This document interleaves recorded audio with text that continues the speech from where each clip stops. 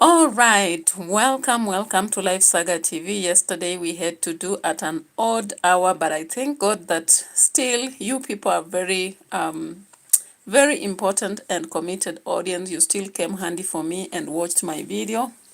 I really appreciate. So let's keep on because we are growing slowly by slowly, but we are getting where we should be. Let me take some warm water here.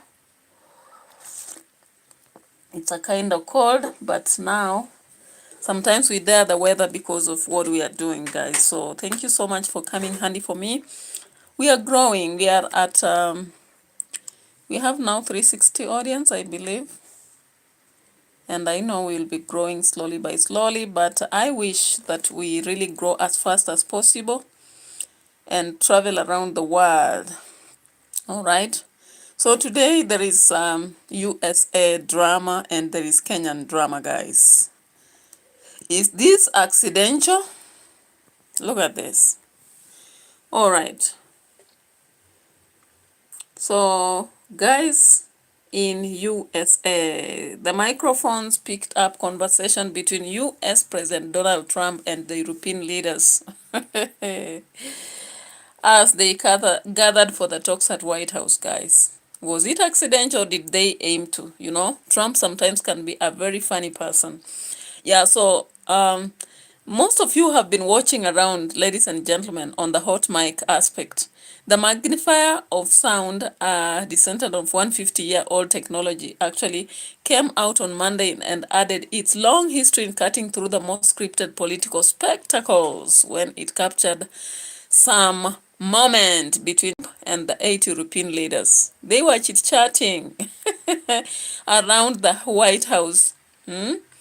The new conference on their talks to end Russia's war in Ukraine, okay? So there was a quote that came from Trump, and he spoke to the French president, Emmanuel Macron, and you've just seen me having shown. You remember the slap with Emmanuel Macron? All right, so there's another moment that has just been picked up by the microphone, okay? So the microphone accidentally picked up a conversation that Trump was putting up. So he was reflecting on his comments after the meeting in Alaska, all right, with the Russian president. We call him Vladimir Putin. I think he wants me to make a deal for me. And you understand, as crazy as it sounds. Okay, so politics and diplomacy really sounds when principals think no one is listening. And they can reveal out a character, you know, the humanity and the humor in somebody, okay? You understand who Trump is. Trump is a very funny figure. So sometimes as the CCTV is increasingly being put in place, the cold play of kiss cams, social media is coming out, and it happened that the privacy we would really expect even on our phones might not be there. If you read Fathers of Nations, a book written by Paul Vita, you really understand the tingle, right? So okay, Bill Morgan, the founder and the CEO of Clarity Media New York group, actually said that whenever he hears about hot mic moment, his first reaction is that there is what they really think, that it's not gone through the external communications filter, okay? And that's why people really love it so much. The hot mic moment is a very lovely moment because you'll get to hear what somebody thought that no one is hearing. Have you ever thought you're whispering to somebody's ear only to realize somebody else heard it? That's what happened between Macron and Trump, okay? So the hot mic moment actually captured them talking to each other during that conference. And, you know, he was actually revealing that they are supposed to end the Russian war. And so it came out that people are asking, did he start it? Did he start it? So he has fallen a prey of the live mic, okay? Because we've seen other people like Kremlin, we've seen We saw the other time Reagan was actually a victim of the hot mic. So for those who don't know the hot mic moment, remember this? Let me show you something here. Do you remember this? Do you? So this was one of the things that was captured when the Vice President Joe Biden whispered to Obama, "This is a big F. This is a big F." And that was, I think, March 23rd, 2010, if you are very keen about hot mic moments. And it came out, Strawberry. Welcome on our platform. Like the video, please. Like the video for me. I really appreciate, okay? Editing Queen, hi. Welcome, being the top fan #1. Like the video. Editing Queen, thank you so much for showing up here. I really appreciate your presence, and we are here on a political documentary, or rather a reaction, okay? So the hot mic moment, actually, Vice President Joe Biden was captured having said, "This is a big you know the F word? This is a big deal." Okay, that was 2010. And you know, when he picked the microphone, he did not know that everybody had heard about the signature of the Affordable Care Act. That was in 2010. So Obama was actually caught on camera in South Korea telling Dmitry Medvedev, then the Russian president, that he will have more flexibility, in quotes, to resolve sensitive issues, particularly with missile defense after 2012 presidential election. Okay, and he was bowing to Kremlin. Okay, yeah. So those are moments that have been found again. Yanisi Kakos, big up to you. Editing Queen, big up to you. Strawberry, big up to you. Like my video, please. Like my video. So this was another moment again, if you remember, in the history of America, politics for you. So the US President Barack Obama again, and the Russian President Dmitry Medvedev, they had a bilateral meeting, and during that moment at Nuclear Security Summit at Seoul. So we saw that that was around Monday 26, 2012. And you've heard what I said. So the hot mic moments are so many, so many. I don't have to mention all of them. But now recently, of course, you saw Trump. Trump was caught on camera for that, okay? So you can go check on more details and you'll see that. Now, more about America is that the White House has had to melt down at Newsom's, okay? At Newsom's. When you check on that, you'll be seeing details of the same.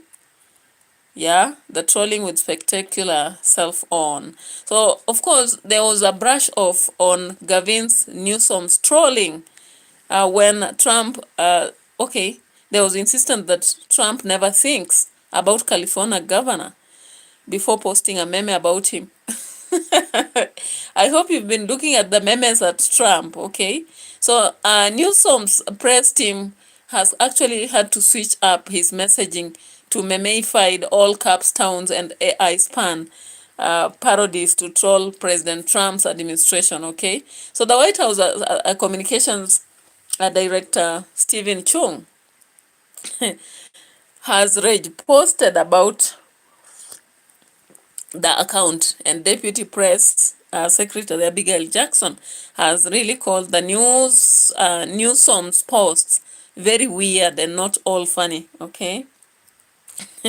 Let's look at this, for example. Let's look at this, guys.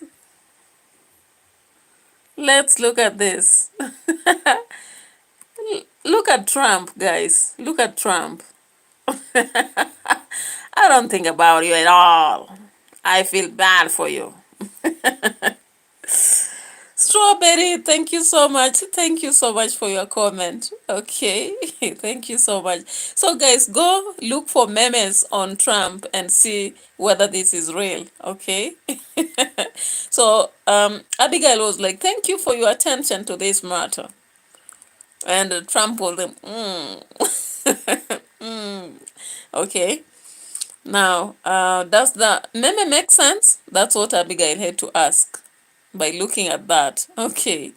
So just go through the memes that have been presented and see whether they make sense. But I really like America and their memes on Trump. And I've never seen any war like in Kenya. In Kenya, you do a meme today, people want to sue you and all that, okay? Now, the last thing I'm talking about for America before I come to Kenya is South Park having become the most important TV show on Trump to era. I don't know whether you watched that, guys. I've been watching that, and of course there is animated sitcom that has really aimed at the ire, at the cruelty and stupidity of the administration others have found hard to successfully ridicule. Okay, let's look at this. See that? Oh my God, look at that. Have you seen that? It's okay. If you look at that, you will admit that the Simpson guy actually and the South Park guy, there is something that has just caught up with the people and watching that, an astonishing aspect within the videos. And you can relate that to the 1999 screen movies that used to happen when we are kids, okay? Yeah. So let's now come to, I don't know, let me play it a bit. Let me play this a bit.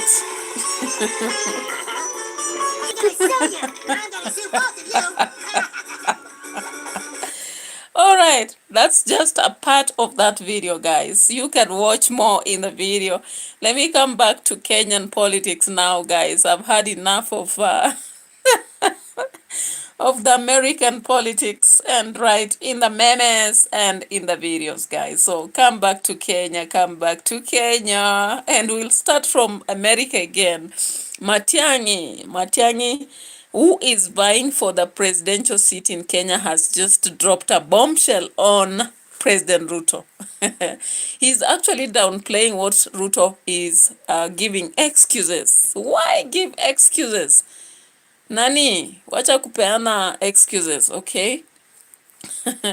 So, Matiang came up in the meeting in America and he shocked the world.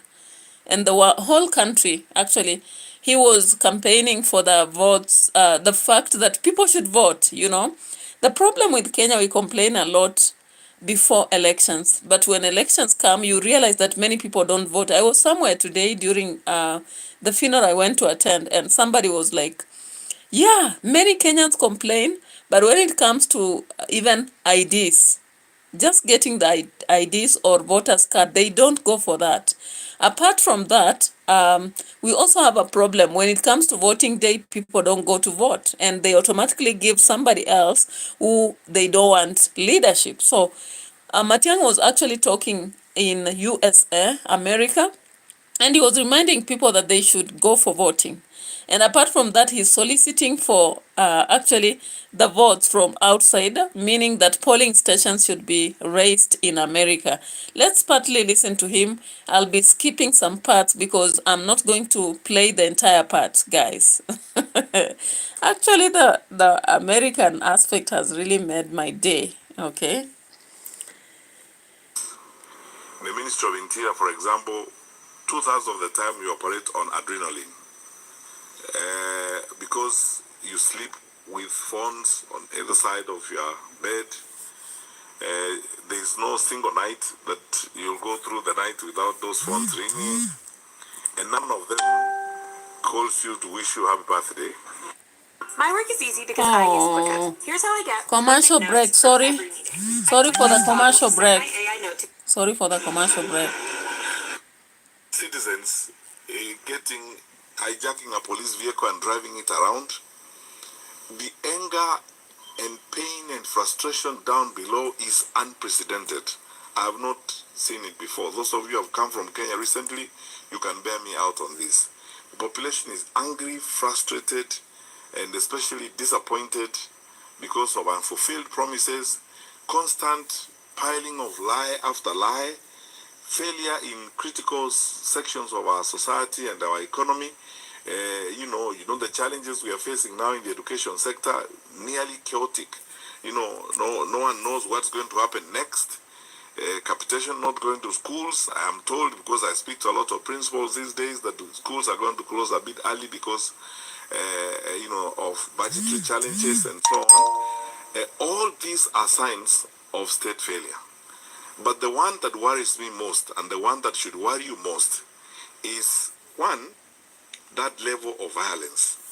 And your Kenyans, I'll be very candid with you, how Mungiki, how Sungusungu, and all these violent groups came up is they started, first of all, because the formal state failed, the informal state took over.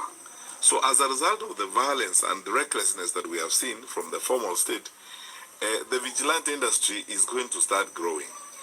And if the vigilante industry grows, it means we are setting and moving to an element of anarchy.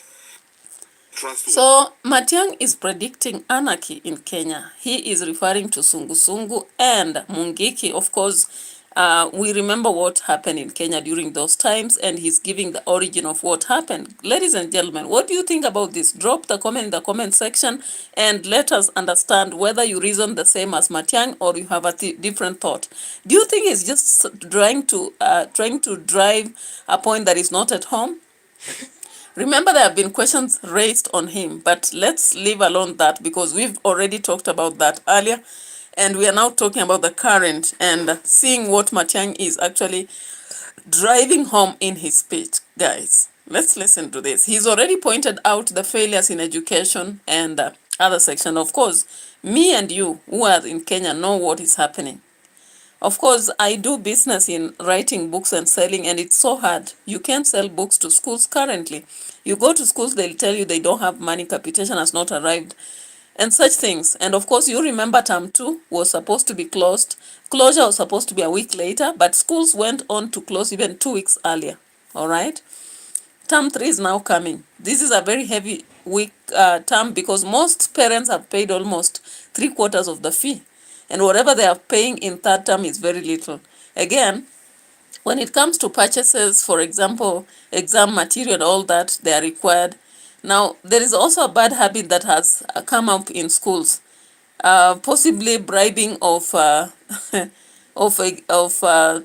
supervisors and supervisors and we call them supervisors, the police, and the rest of those who are involved in examination supervision, so that maybe they let it be an exercise that is relaxed and students do what they want to do or the school does what they want to do. So all this, if they come out actually, we realize that things are not very much okay. Okay, let's go on. The government, a government you can believe, a credible government, whether it's foreign policy. Our country, Kenya, over the years has been known for 3 things: stability, reliability, and credibility. That what we tell you is credible as a government. The reason why we are an anchor state in the Horn of Africa and in East Africa is because our neighbors trust us. Over the years, they have trusted us. The largest UN office in the south is in Nairobi. We have very credible relations with the United Nations High Commissioner for Refugees. How on earth can we be the ones arresting opposition leaders and returning them at night in their countries? These things are hurtful to our image as a country. They affect our citizens, especially those of you who live outside the country. If today you are a consultant, a Kenyan consultant in Khartoum, working for UN agents, how would you be comfortable when that government probably thinks you are a citizen of a hostile country? And it is unnecessary, the things we need to do. So, Kathy, I think the difference would be, I am interested in... I don't want to keep listening, but I had to listen to the entire speech And of course, there are things that Matiangi had to point out, indicating that Kenya is losing credibility, reliability, and focus. Decided on their own volition. Nobody has the government did not ask them to cook for police officers who are manning the roadblock at that time. Sasa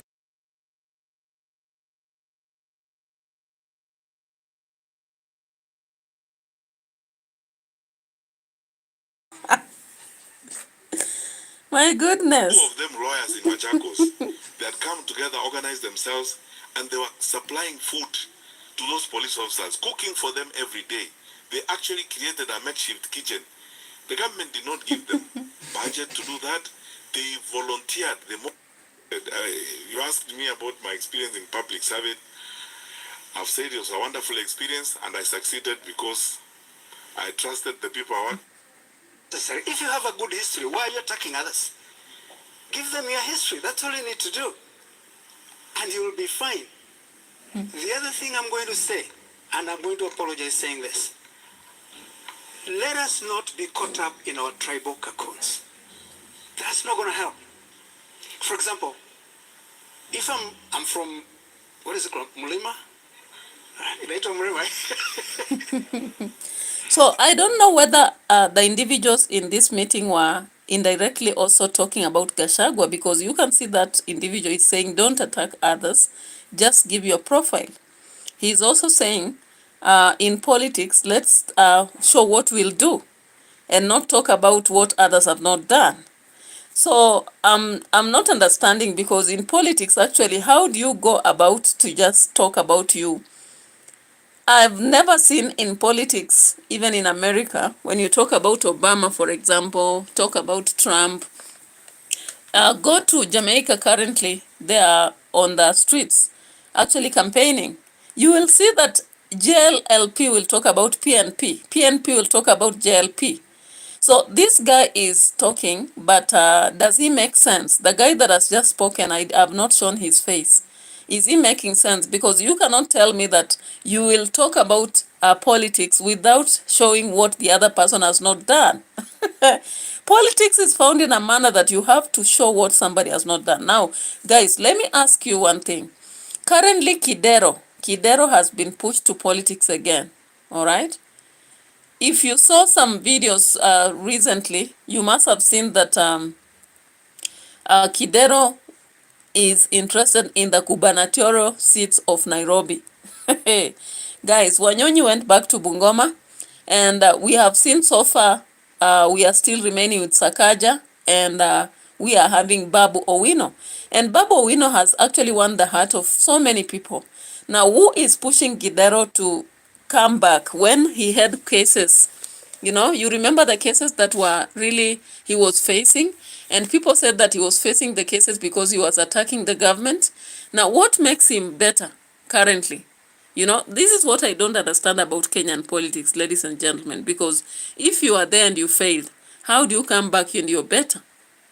Kidero was the governor of Nairobi all that time, and people really complained. They said this had happened. He had a serious case. And currently, he's now coming back and he wants to vie for 2027. And these are the dirty politics that Kenya plays, and sometimes I get irritated because we are not going to rescue anything if we repeat, or we call it recycling. Recycling mediocrity. Recycling of mediocrity in Kenya is not going to help us. Kidero was a governor of Nairobi, and there are a lot of questions, gaps that actually rose. Now, of course, Sakaja has been the worst. Sakaja has been the worst because we have no time in whereby a governor has been in Nairobi, then we see trash being collected by one of the departments to go and have a whole truck standing at KPLC's door because they have been forced to pay they are supposed to pay a bill they don't want to. We've not seen that. But during the Kidero, the Sakaja time, we've seen it. Now, during Kidero's time, we had his own faults, guys, and I'll be checking for you. What were the faults of Kidero? Let me just check for you. Hey, yeah? Let me check for you. Okay, Kidero has had his serious failures, and he was even taken, he was even taken to court. So I don't understand how he can come up and tell us that he's going to be a governor again. Yeah. So remember, voters actually rejected Kidero in 2017 election and opted for Mike Sonko. And why did they do that? They critiqued him because he sat in his office and did not deliver anything to the common man. Yeah. Sonko, on the other hand, took a hands-on approach. However, he was later also impeached if you follow, you can understand why. Now, Kidero's administration actually was a faulted one. It was unable to manage Nairobi's hawking problem. And so we saw that unregulated hawking happening. If you've been in Nairobi, you understand hawking. If it's unregulated, even theft increases. And so even tourists and anybody else would not be comfortable in Kenya. So it became a weak government then. Okay, so Kidero's 2013 election actually was victorious, but it did not become a smooth sailing. Yeah. Even initially, it was nullified by the electoral petition filed by the Waititu that time, because he was saying there were electoral malpractices. And even though Kidero was reinstated, the legal instability reflected poorly on his administration. So we had so much anti-corruption scrutiny. That is a reminder for prayer, guys. I'll do it after this. So anti-corruption scrutiny went on, and we saw that Kidero was actually facing serious legal scrutiny when he left office. And in 2018, he was arrested on allegations of abuse of office, money laundering, and we had also bribery, And all this was stemming from his time at both Mumias Sugar Company, which that has been on the knees, and also Nairobi County, according to Anti-Corruption Commission and Ethics. Okay, so the Kidero Foundation, you remember, a philanthropic vehicle linked to him was also investigated, and there were unexplained feuds in his account. Okay, how have they sorted this out before he comes out again and wants to vie for the gubernatorial seat of Nairobi? It's so sarcastic, so satirical, when currently we are facing serious challenges with leaders and all that accused of bribery and corruption and all that. Then we see somebody like that coming back. No. Possibly Babu Owino should just continue with his campaigns, and we hope that he's not going to be a scrapless leader as he has promised, Now let's get to, now that I've talked about corruption, I'm moving on to the next receipt, guys. And let's listen to this guy here. He has revealed that it's Kimani Ichung'wah who actually has been taking bribes. And you saw on that day in Karen, after the president talked, later on in Parliament, Kimani Ichung'wah woke up and began to say that he felt he was attacked. Okay, that's how they play victim. They play victim, but the reality is that they are criminals. Okay, let's check on this. Kwani nani?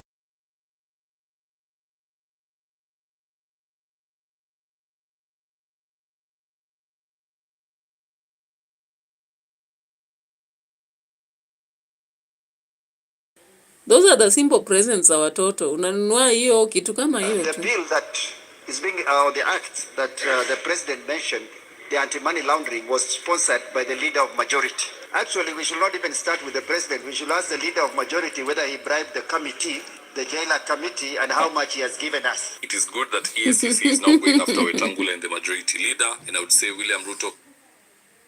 Okay, so this one, I've actually had to borrow it from David Wafula.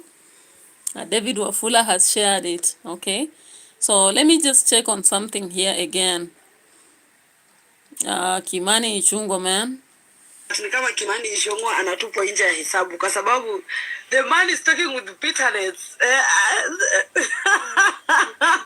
Sijui nini naendelea, mpaka iko comment niliona ati sasa si Kimani Ichung'wah ni Kimani Ndimu.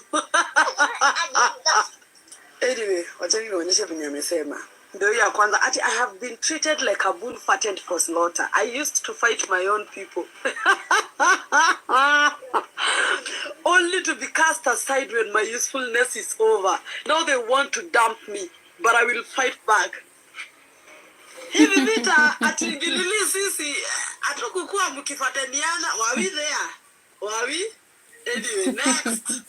Until we have the power to impeach the president. Yako kanasema by the way cheni nisonge hivi mkaone. Until we have the power to impeach the president and not the president to impeach us. He's a big dancer. Hey, he's a Yeah, so currently, currently Kimani Ichung'wah is a laughing stock, guys. And you remember in my last reaction, I did present the receipts on how he had actually acted in Parliament, saying that they have the power to impeach the president, and the president has no right to impeach them. They were elected by the people, so they have no fear. They are going to fight, you know. And he indeed said, even in Parliament, I feel I'm targeted because I'm the one who, I don't know, borrowed from the circles of the Parliament 150 million. And I was like, come on, repeat. 150 million, one person being able to borrow. All right. Edwin Kemboi, welcome on the platform, and let's get going. Like the video and also participate in the reaction if you can. I really appreciate your presence here. So Kimani Ichung'wah has actually been attacked by lots of people. Let's see here. It's so funny, you know.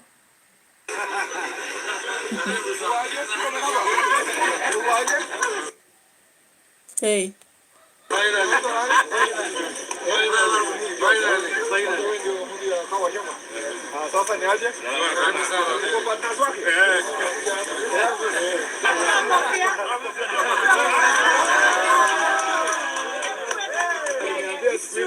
Nilikuwa na shida kidogo, wanaambia nilikuja kupata kazi.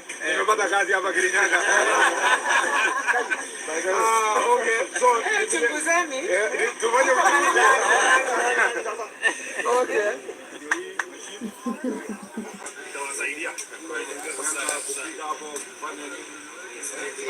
All right, so Kimani Ichung'wah actually has been a bitter individual out of what he feels. He feels he's targeted, but you can see EACC is not joking. EACC has already landed on Wetangula as well as Kimani Ichung'wah, guys, so that they be investigated. If they are not guilty of anything, then they'll be free. So you understand very well the bill was actually sponsored by Kimani Ichung'wah, and whatever reasons he did it, you understand, guys, it's out of protection of himself, okay?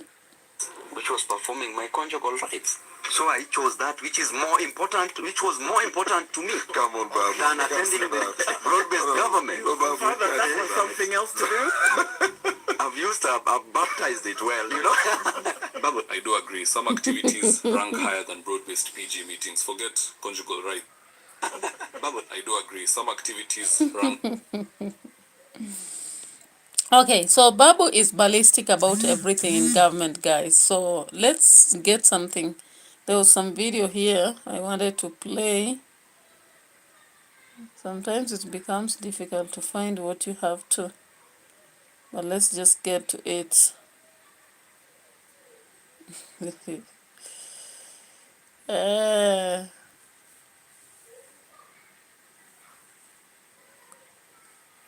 Let's get to it, Police were not guys. causing trouble. They were protecting trouble. They're supposed to protect lives and property. They were protecting troublemakers. I want each and every one of us to go to the news of last night. The good thing nowadays, you can stream back and watch what the media stations covered. And you will see where the police truck was, and where the goons were, and where their stones were, and where they blocked the roads, and where they were throwing stones, and how the police did nothing about it. It is there for everybody to see.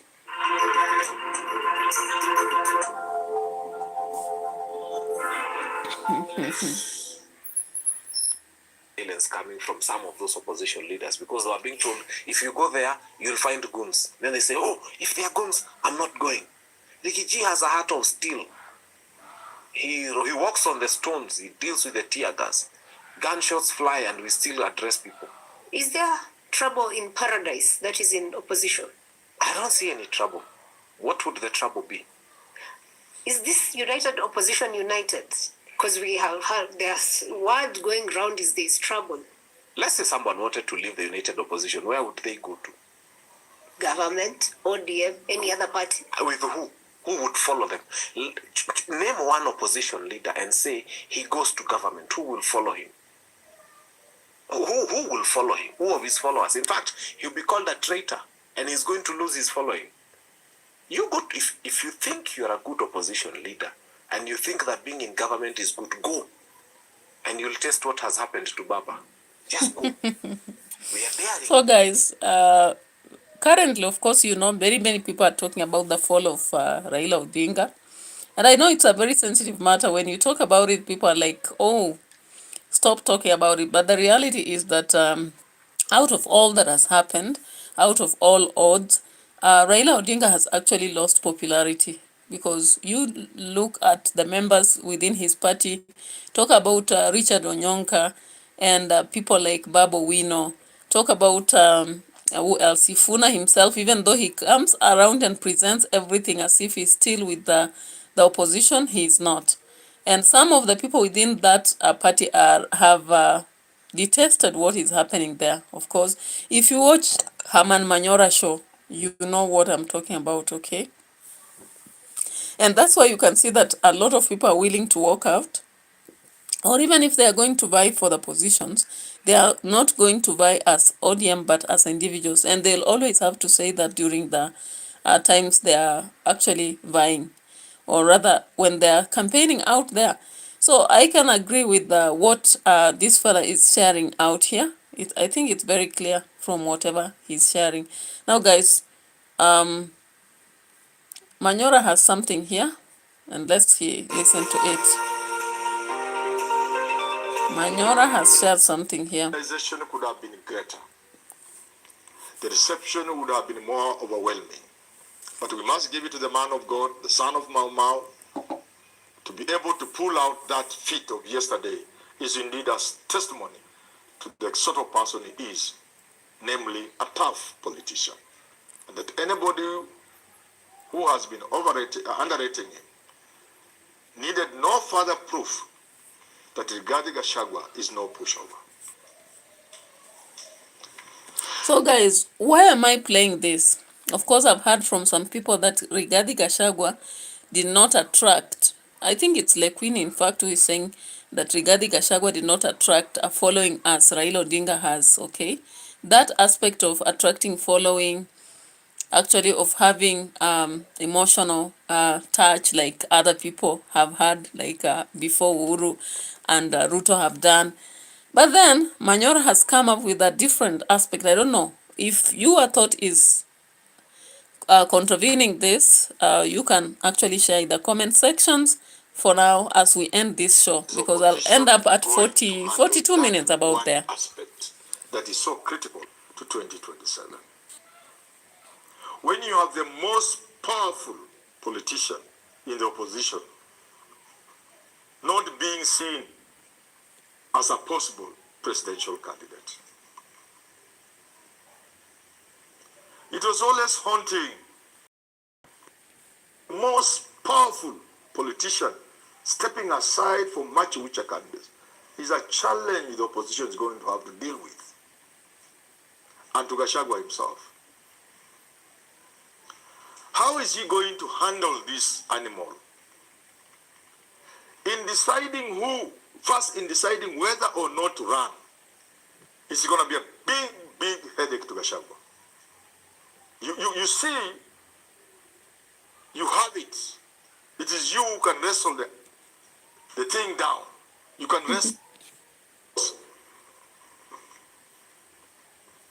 Because there is that alliance between Ruto and Raila. And there is that fear that Uhuru Kenyatta may join that alliance. If Uhuru Kenyatta were to join that alliance, Ruto, Raila, that's a powerful alliance. First of all, let's start there. It's powerful.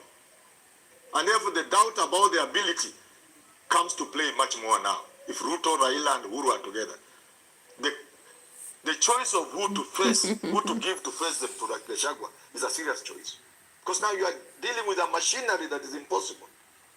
But more importantly, in this team, there are one or two people who are so much under Uhuru's spell Of course, it's Matiangi that and it will be difficult to believe that if Uhuru came knocking, Matiangi will not listen to him. Matiangi will listen. And it could come at the wrong moment. That if Uhuru came knocking, Kalonzo will not listen to him. And it could come at such a crucial moment that the moment... Guys, you can see what analysis is being done, and I've even done that earlier. Manyora is telling us that if Ruto is joining hands with Raila alongside Uhuru Kenyatta, that becomes a strong government. And therefore the opposition, whereby we have Gachagua, we have Natembea, we have this guy, Wamalwa, Eugene, we have Kalonzo, we have Martha Karua, and we have Matiang, may not be that strong because Matiang wants to go for position, Kalonzo wants to go for it. If they're approached by the government, Kalonzo and Matiang would easily follow Uhuru Kenyatta. And of course that one, I've already done analysis on this, and you can agree with Manyora.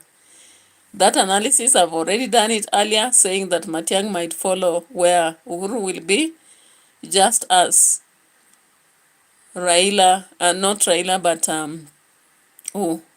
just like we would see Kalonzo Musyoka doing the same, guys.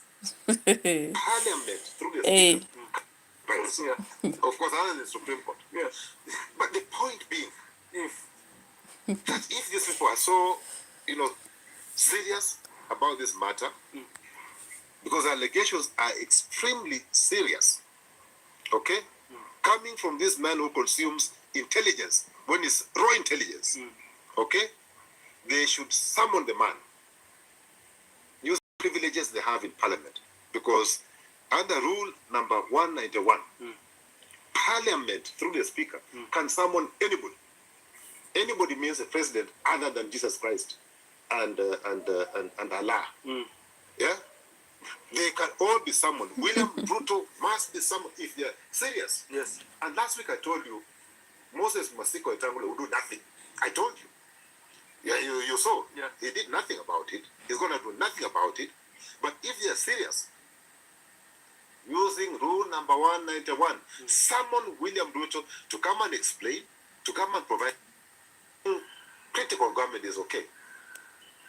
We must predict, because that is a job of opposition. Okay?